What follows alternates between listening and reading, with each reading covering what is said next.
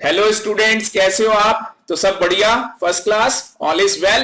तो स्टूडेंट, जैसा मैंने आपसे प्रॉमिस किया था, जो मैंने अपना लास्ट लेक्चर रिकॉर्ड किया था, लेक्चर नंबर 4, उसके मैं इंपॉर्टेंट एमसीक्यू क्वेश्चंस जो कि फंडामेंटल राइट से रिलेटेड है, वो मैं आपके लिए आज रिकॉर्ड कर रहा हूं।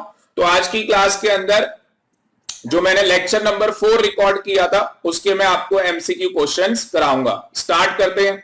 स्टूडेंट्स, एमसीक्यू क्वेश्चन कराने से पहले लास्ट टाइम पे मैंने आपको बताया था कि ये लीगल एप्टीट्यूड और लॉजिकल रीजनिंग के मेरे पास मैक्सिमम एमसीक्यू क्वेश्चंस हैं, और अगर आप यहां पे देखोगे तो मोर देन 6,000 यहां पे मेरे पास टोटल एमसीक्यू क्वेश्चंस हैं। तो अगर किसी भी स्टूडेंट्स को ये एमसीक्यू क्वेश्चन चाहिए तो प्लीज वो मुझे व्हाट्सएप करेगा। ऑलरेडी बहुत सारे स्टूडेंट्स ने मुझे व्हाट्सएप किया है और मैंने उनको बहुत बढ़िया रिप्लाई किया और बहुत ज्यादा मैंने उन लोगों की हेल्प की है। तो स्टूडेंट्स, फंडामेंटल राइट से रिलेटेड एमसीक्यू क्वेश्चन यहाँ पे बहुत ही ज्यादा इंपॉर्टेंट क्वेश्चंस हैं। आपको पता लग जाएगा कि आपके पास कॉन्सेप्ट की क्लियरिटी है या नहीं है। तो अगर कोई भी बच्चा मेरा ये लेक्चर देख रहा है तो उससे एक हम्बल रिक्वेस्ट होगी, पहले वो लेक्चर नंबर 4 मेरा कंप्लीट करेगा जो कि फंडामेंटल राइट से रिलेटेड था, उसके बाद ये एमसीक्यू क्वेश्चन की सीरीज आप अटेंड करोगे। तो स्टूडेंट्स, आज हम कौन बनेगा करोड़पति खेलेंगे। सबसे पहला क्वेश्चन आपके सामने आ रहा है और आप सारे बच्चों को इसका आंसर बताना है कि कॉन्स्टिट्यूशन ऑफ इंडिया के अंदर जो फंडामेंटल राइट्स है उनका डिस्कशन कहां पे किया गया है। हाँ जी, आपको बताना है option A part 2 article 5 to article 11, option B part 3 article 12 to 35, option C part 3 article 13 to 35, option D part 4 article 12 to 35। तो स्टूडेंट, जल्दी से मुझे बताओ इसका राइट आंसर कौन सा है। हाँ जी, ए होगा, बी होगा, सी होगा या डी होगा। तो स्टूडेंट, इसका राइट आंसर है बी, पार्ट 3 के अंदर फंडामेंटल राइट्स बताएं आर्टिकल 12 से लेके 35। तो मैंने आपको बताया था। आगे चलते हैं। तो स्टूडेंट, नेक्स्ट क्वेश्चन है हमारे पास, जो हमारा आर्टिकल 31 है, उसमें कौन सा फंडामेंटल राइट एक्सप्लेन किया गया है। ऑप्शन ए है आपके पास, हाँ जी, ऑप्शन बी, सी, डी, कौन सा आंसर है। तो इसका राइट आंसर है option C, right to property. Next question है स्टूडेंट हमारे पास, जो फंडामेंटल राइट है हमारे पास, राइट टू प्रॉपर्टी, उसको रिमूव कर दिया गया था कॉन्स्टिट्यूशन ऑफ इंडिया से और अब ये हमारा फंडामेंटल राइट नहीं है। तो स्टूडेंट, इसका ये मतलब है कि आज की डेट के अंदर आपका राइट टू प्रॉपर्टी जो है वो लीगल राइट है और आप अब राइट टू प्रॉपर्टी के लिए हाई कोर्ट और सुप्रीम कोर्ट के अंदर पिटीशन फाइल नहीं कर सकते। तो स्टूडेंट, इसका आंसर मुझे जल्दी से बताओ, option A, B, C, D. तो स्टूडेंट, इसका राइट आंसर है ए, 44 कॉन्स्टिट्यूशनल अमेंडमेंट एक्ट 1978। तो स्टूडेंट, क्वेश्चन नंबर 4 है हमारे पास, which law is void if it is inconsistent, take away, abridges the fundamental rights as per the article 13। तो student, बताओ जल्दी से, option A, B, C, D. हाँ जी, pre constitutional law, post constitutional law, C या D. तो इसका right answer है C, both A and B. Student, question number 5 है हमारे पास, fundamental right can be changed but the basic structure of constitution of India can not be change. कौन सी judgment आई थी? हाँ जी, option A, B, C, D. जल्दी से स्टूडेंट, लेक्चर नंबर 4 के अंदर मैंने आपको बताया था। तो इसका राइट आंसर है, हाँ जी, इसका राइट आंसर है Keshavananda Bharati versus state of Kerala, option A. तो स्टूडेंट, जिन बच्चों को इन क्वेश्चंस के जवाब आ रहे हैं, आंसर पता लग रहे हैं, बहुत अच्छी बात है। जिनको नहीं पता लग रहे उनको सीखने को मिल रहा है, तो सीखते रहो। क्वेश्चन नंबर 6 देखते हैं, what it would be called if a person waive off the enjoyment of fundamental right। तो अगर कोई पर्सन अपने फंडामेंटल राइट्स को वेव ऑफ करना चाहता है तो उसे हम क्या बोलते हैं। हाँ जी, तो इसके अंदर डॉक्ट्रीन कौन सा लगेगा स्टूडेंट? डॉक्ट्रिन ऑफ वेवर, इसके अंदर डॉक्ट्रिन लगता है। टोटल 3 डॉक्ट्रिन मैंने आपको बताए थे, doctrine of severability, doctrine of eclipse, doctrine of waiver. तो राइट आंसर है doctrine of waiver. Student question number 7 है हमारे पास, meaning of doctrine of severability. क्या मीनिंग है डॉक्ट्रिन ऑफ सेवरेबिलिटी का? तो option A, to separate the invalid part from the valid part of law. Option B, to declare the law as invalid. Option C, dormant part of law become active. Option D, voluntary waiving of the fundamental rights. तो जल्दी से student मुझे बताओ इसका answer क्या होगा? तो इसका राइट आंसर है A, to separate the invalid part from the valid part of law. तो स्टूडेंट अगर आपको पता होगा तो डॉक्ट्रिन ऑफ सेवरेबिलिटी के अंदर मैंने आपको बताया था कि जो भी लॉ का पार्ट उससे कॉन्ट्राडिक्शन कर रहा है तो वो पार्ट क्या हो जाएगा? इनवैलिड हो जाएगा। और अगर वो पूरा का पूरा लॉ अगर वहां कॉन्ट्राडिक्शन कर रहा है तो उस केस के अंदर वो पूरा लॉ क्या हो जाएगा? वॉइड हो जाएगा। तो इसका राइट आंसर है ए।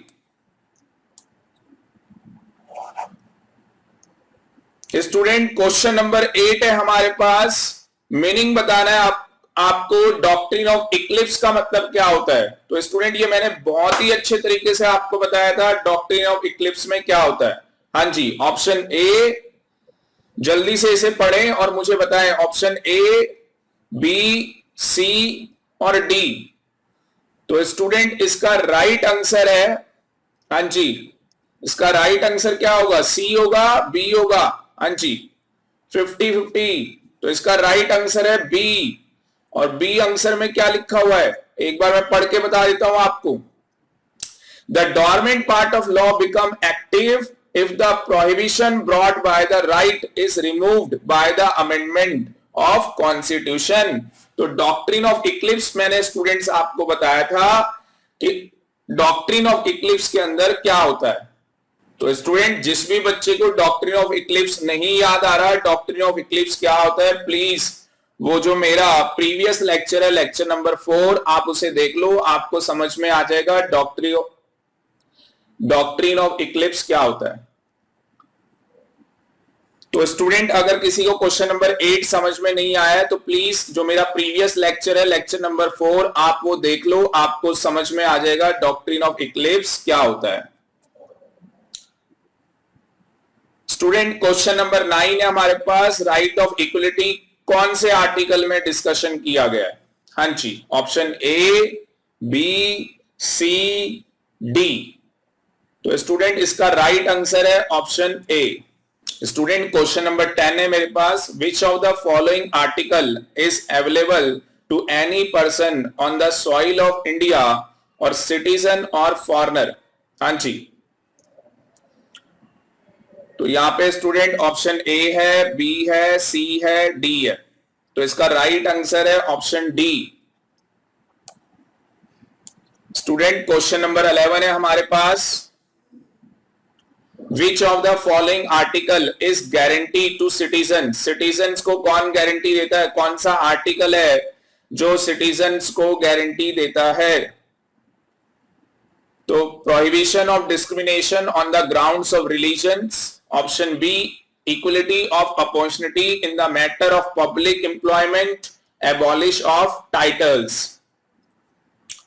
तो स्टूडेंट इसका राइट आंसर है D, option A and B. Student question number 12 है हमारे पास, meaning of expression equality before the law and equal protection of laws.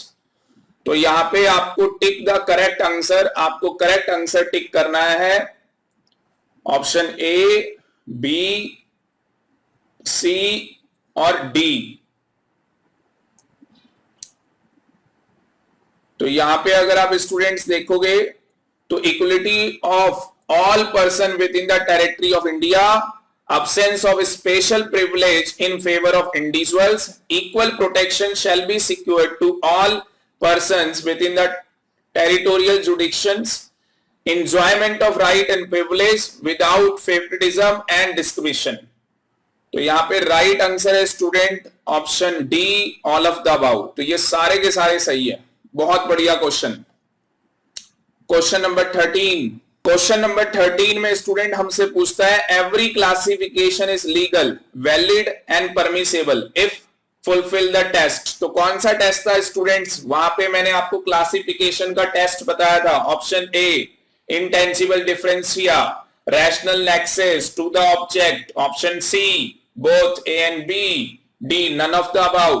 तो ये तो सारे बच्चों को आता होगा, option C both A and B. Student question number 14 है हमारे पास, what are the exceptions to the right guaranteed on the provision of discrimination? Option A, option B, option C, option D. तो एक्सेप्शंस आपको बतानी है जहां पे guarantee on prohibition और डिस्क्रिमिनेशन हो सकती है।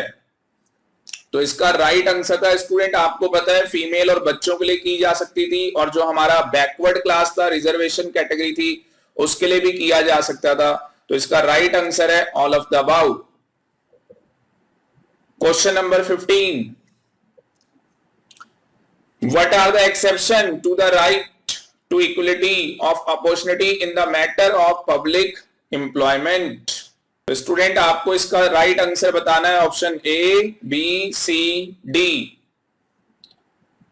तो स्टूडेंट इसका राइट आंसर है डी, ये चारों ऑप्शन उसके अंदर थे। क्वेश्चन नंबर 16, तो अगर स्टूडेंट किसी को भी किसी भी क्वेश्चन के अंदर डिफिकल्टी अराइज हो रही है तो प्लीज हम्बल रिक्वेस्ट है वंस अगेन वो मेरा लेक्चर नंबर 4 देख ले, आपको सारे क्वेश्चंस के जवाब अपने आप आ जाएंगे। Question number 16, which of the following principle in article 17? Article 17 में कौन सा प्रिंसिपल है students? Discrimination, use of title, untouchability, opportunity in public employment.